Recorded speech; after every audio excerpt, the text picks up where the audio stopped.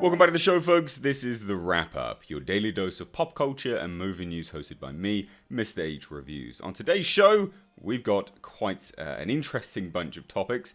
Josh Gad, seemingly out as the Penguin. Never was, apparently. We also have the first reviews for Spider-Man Far From Home, and they're quite interesting. So we'll do a semi-review roundup, and we'll get into that. And then we also have some fantastic snippets of information from James Wan about the weird spin-off, The Trench, that they're trying to do for Aquaman. So, if you want to skip right ahead to any of the topics that I have just mentioned, please do just check the timestamps down below in the description box and pinned in a comment. And then hopefully at the end we'll also have some time for some viewer questions. But let's just jump right into it, okay? So, Josh Gad.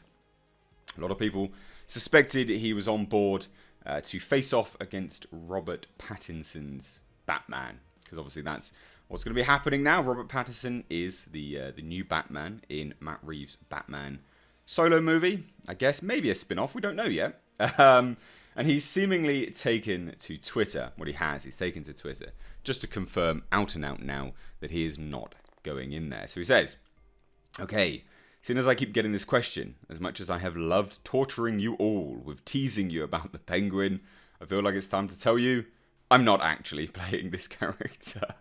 But I've thoroughly enjoyed the fan art and the love. What a lad. What an absolute lad.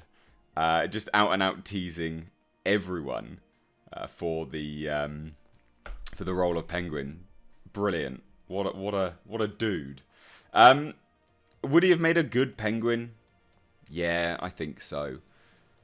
I think he would have made a good Penguin. There's a lot of people that you look at and you go, yeah, definitely, you are this, you are that. And I covered this in yesterday's show at the end when we were talking about who could play the Wolverine. And I said more often than not, it's actually the people that you look at and you go, no, that's too much of an odd choice. You know, people that don't quite fit. More often than not, they really bring their A game. People that are kind of typecast in the role are very hit or miss, I find. And that's why, as much as Robert Pattinson is getting a lot of hate for the taking the role of Batman, that's why I actually think he might be quite a good choice, because he is a good actor, and because he's not everyone's first choice, I think he'll really bring his A game. So anyway, I hand this on over to you. Again, what we do here on the weekend is somewhat more informal, somewhat more relaxed. Okay, so yes, this isn't a huge topic, but I still hand it on over to you. I want to have the discussion. What do you think? Let me know down below. So let's shuffle on. Okay, let's look at James Wan and The Trench.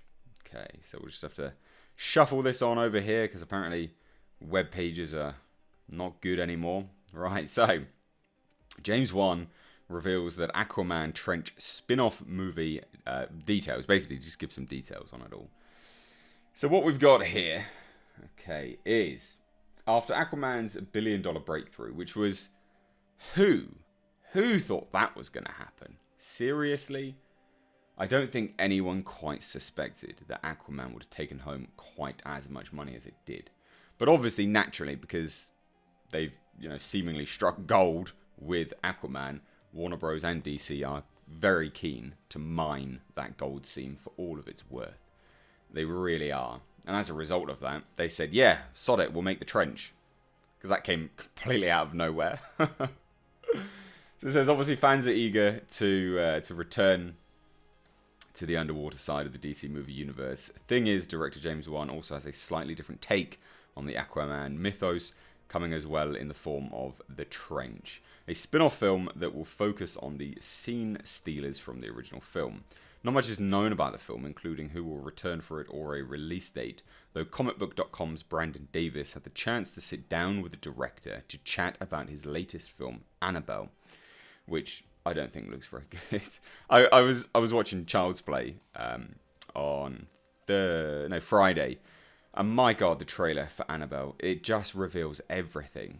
Too much. Less is more, guys. Less is more. So anyway, during the discussion, obviously, during this press tour for Annabelle, the topic for The Trench came up. So he says, we know we're still deep in we're still deep in sort of creating the script, crafting the story right now, so I don't want to get into that too much. But definitely it's one that I really want to lean into the horror of it. So it's going to play more as a monster horror movie than it will as a superhero film. But it's still definitely part of the Aquaman world. So as you can see, in terms of what was revealed, is not an awful lot. But he's very much on the side of, yes, we'll make this a creature feature, a horror film, a monster horror film. Which James Wan's renowned for his horror. I don't necessarily think it's all warranted praise.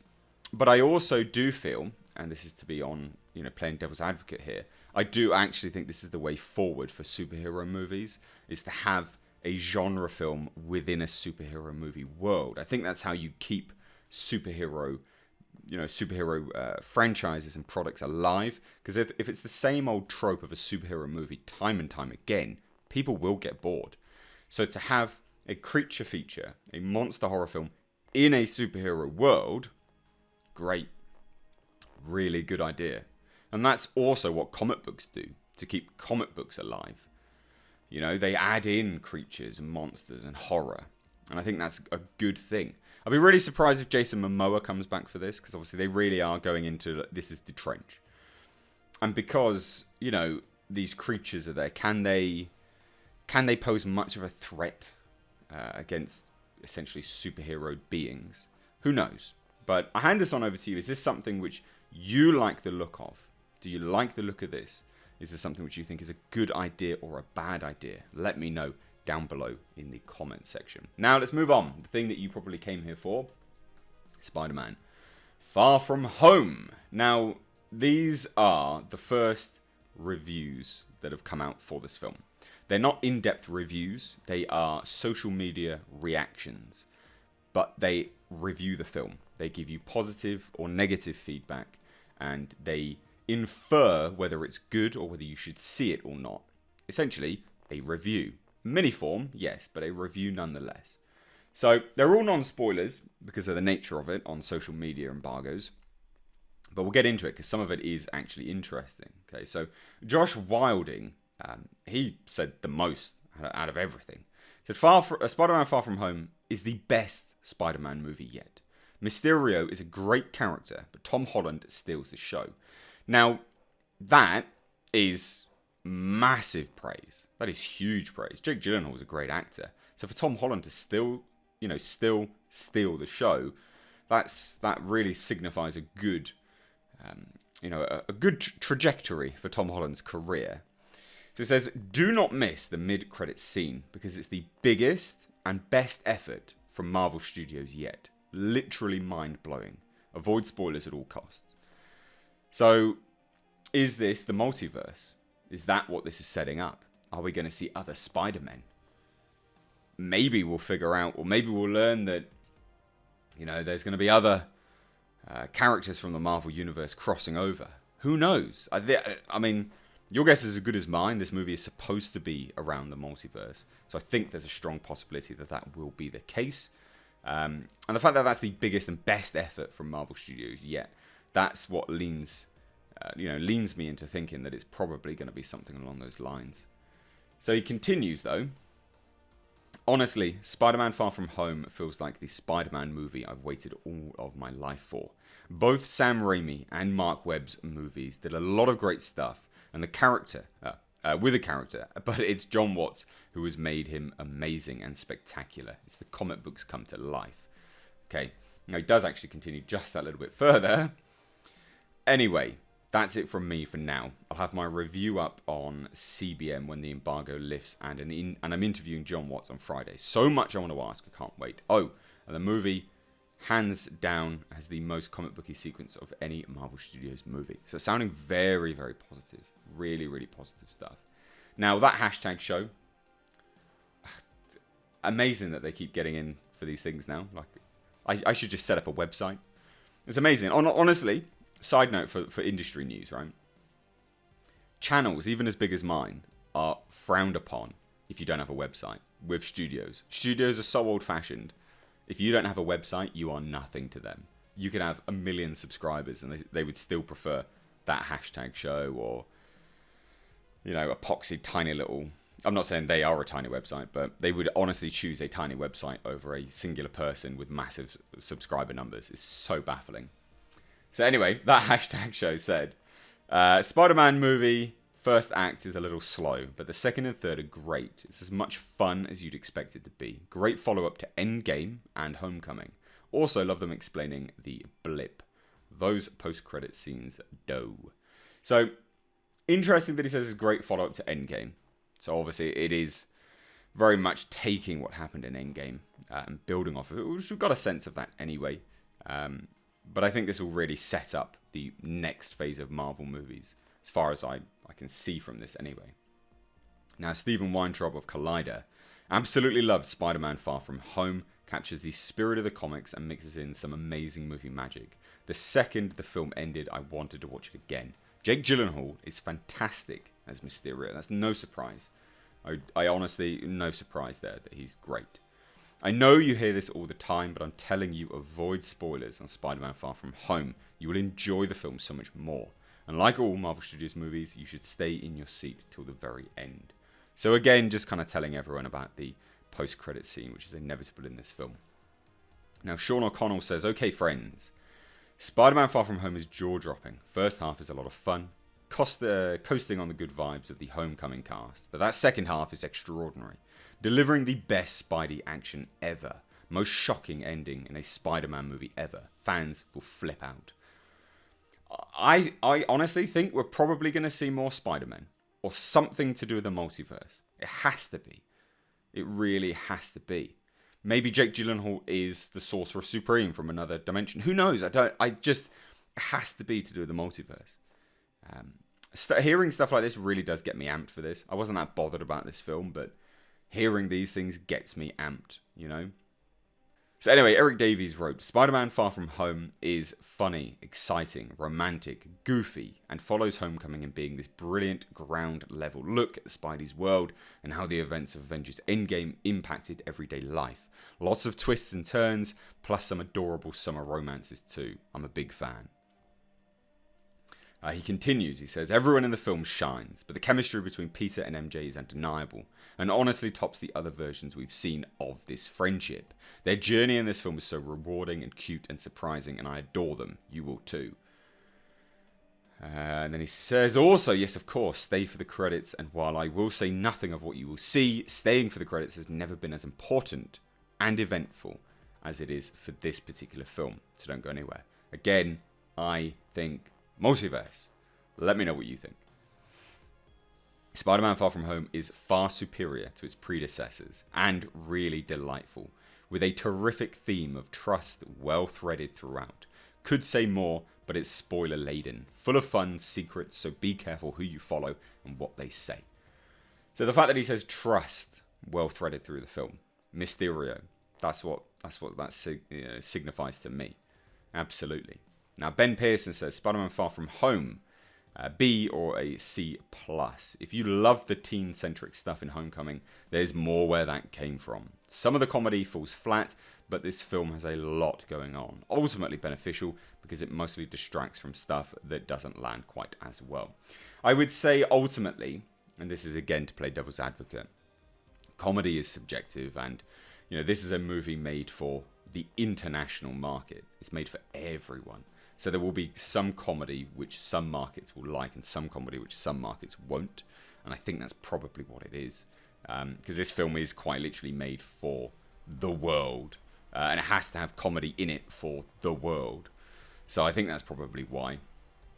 Now, Ben Pearson continues and says, these Spider-Man movies have proven to be fascinating explorations of Tony Stark's legacy, complicating it in ways I didn't expect. That's another thing about this movie. It's doing an elaborate dance of leaning into and subverting expectations. Very curious how people will react. Now that fascinates me. Tony Stark's legacy, subverting expectations. Who knows? This is the most surprising tweet of all, I think. Now, excuse me. Mike Ryan says, absolutely love Spider-Man Far From Home. I'm a huge Mysterio fan and Gyllenhaal nails him. Also, the movie is very clever and funny how it handles the fallout post-Endgame.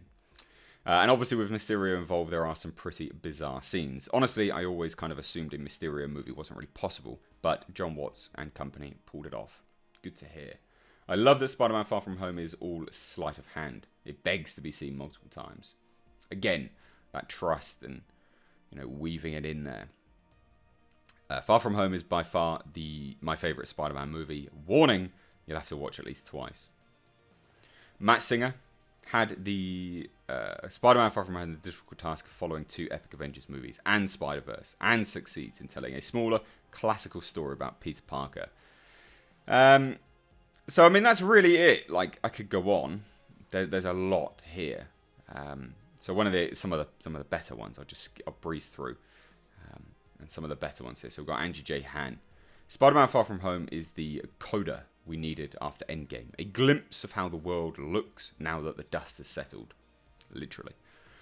Could maybe have gone a bit harder on P's emotional arc, but bursting with warmth and humour and awkward teen romance. Also, Jake G is perfect casting. So really good. Really, really, really good. Brandon Davies. Again, I'm skipping on to the better ones. Spider-Man Far From Home is an absolute home run. It's so much fun. It's huge in itself and for the future of the MCU in the most surprising ways. Tom Holland, Jake Gyllenhaal, just a lethal, awesome combo. Can't wait to see this movie again. That is what fascinates me. Just saying how huge it is for the future of the MCU. What does this mean? Like, if this engages me again in Marvel movies, I'll be really... it sounds like it's going to, basically. I definitely think it's the multiverse. It has to be the multiverse. Has to be.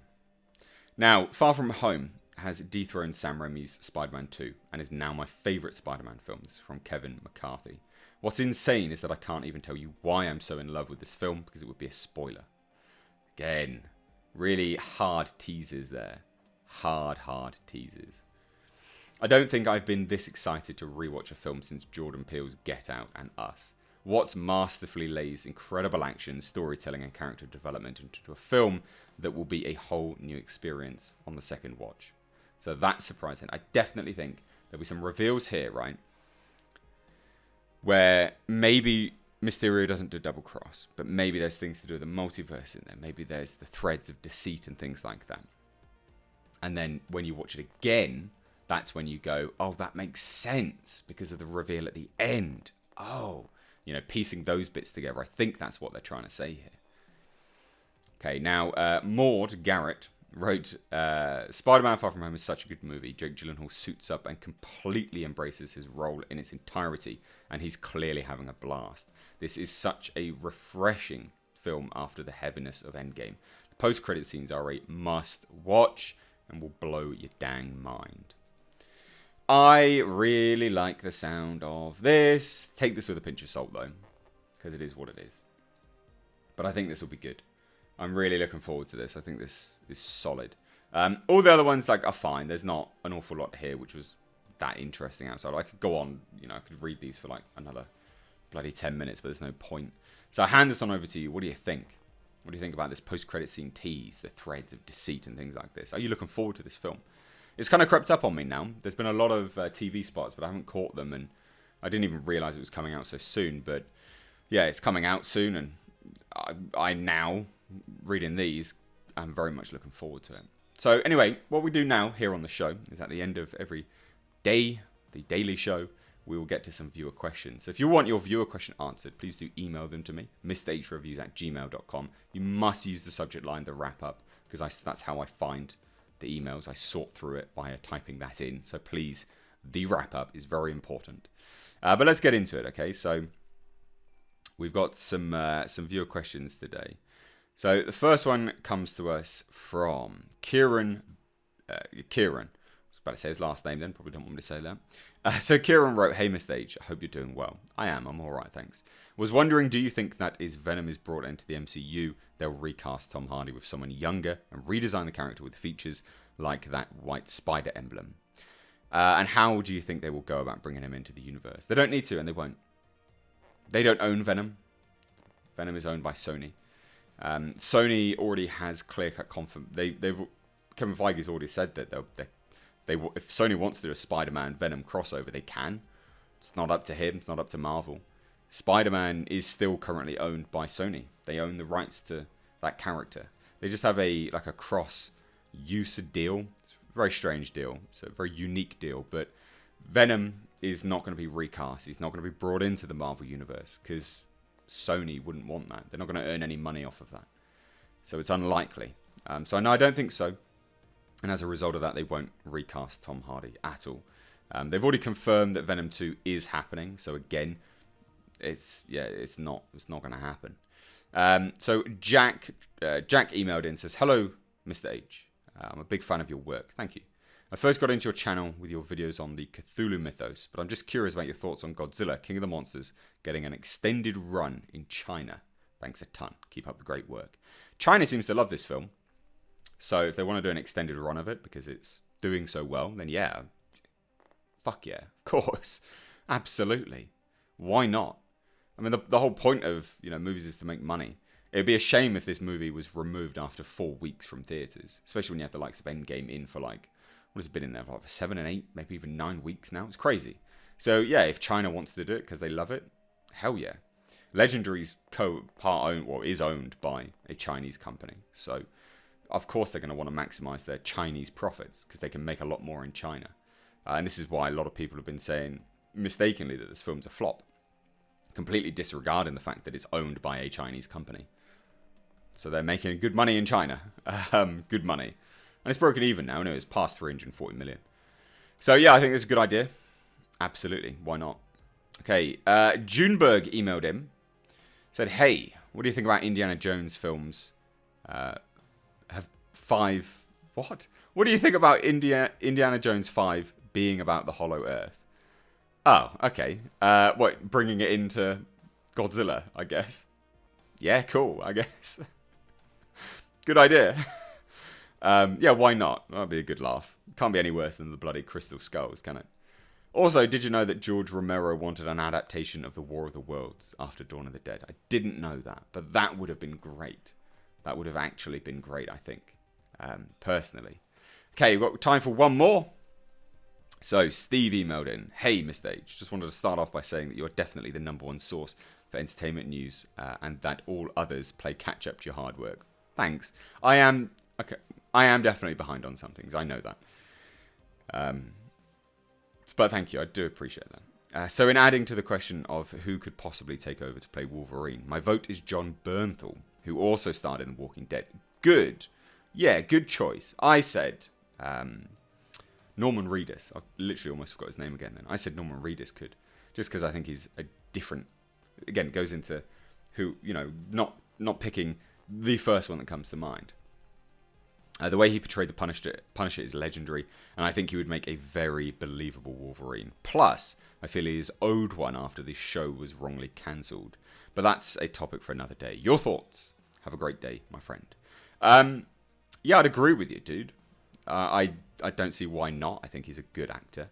I think he has that gruffness, the animalistic approach to things. And again, goes hand in hand with the Norman Reedus kind of thing. The voice, the look, the stoic anger. Yeah, definitely. Absolutely, why not? But I hand it on over to you, all of these questions. What are your thoughts? Let me know down below in the topic section. In the topic section? In the comment section. God damn, I'm tired. Anyway, guys, thank you so much for watching. As always, if you are new here, please do hit subscribe. You can stay up to date on this, your daily dose of pop culture and movie news, all in one place, the wrap up. Anyway, guys, thank you so much for watching. Give this video a like and a share. I'm Mr. H. Take care.